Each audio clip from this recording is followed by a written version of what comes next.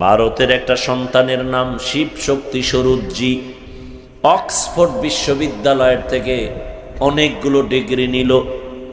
আরবি ভাষার ডিগ্রি, ফার্সি ভাষার ডিগ্রি, হিন্দি ভাষার ডিগ্রি, ইংলিশের ডিগ্রি নিয়ে দুনিয়ার সব ধর্মের কিতাবগুলো রিসার্চ করলো। তাওরাত, জবুর, ইঞ্জিল, ত্রিপিটক, বেদ, মহাভারত, জেন্দাবেস্তা, দীঘানিকা, কোরআন রিসার্চ করার জন্য যখন চিন্তা করলো সব শেষ। কিন্তু সব ধর্মের মধ্যে ইসলামের একটা গোপন তথ্য পাওয়া যায়। মহাভারত হিন্দুদের কিতাব, রামায়ণ হিন্দুদের কিতাব, এগুলোর মধ্যে ইসলামের পূর্বাভাস।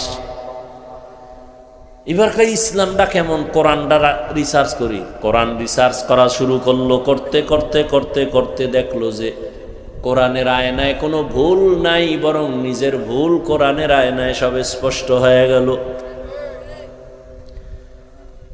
মুসলমান হয়ে যাবে ফাইনাল,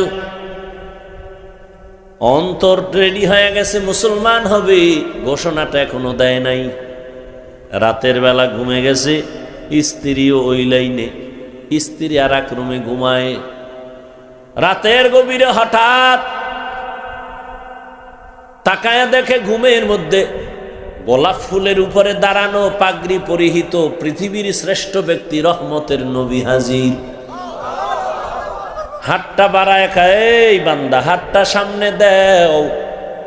শিব শক্তি বলে, আমি হাতটা দিলাম, আমার হাতটা রসুল ধইরা কয় কালেমা পড়। আমি জবানে কালেমা পড়তেছি, হঠাৎ চোখ খুইলে গেছে। চোখটা খুইলেই দেখি আমার জবানে কালেমা এখনো চলতেছে। আমি খবরটা, খুশি হইয়া খবরটা দেওয়ার জন্য আমার বউয়ের রুমে রওনা। হঠাৎ দেখি আমার বউ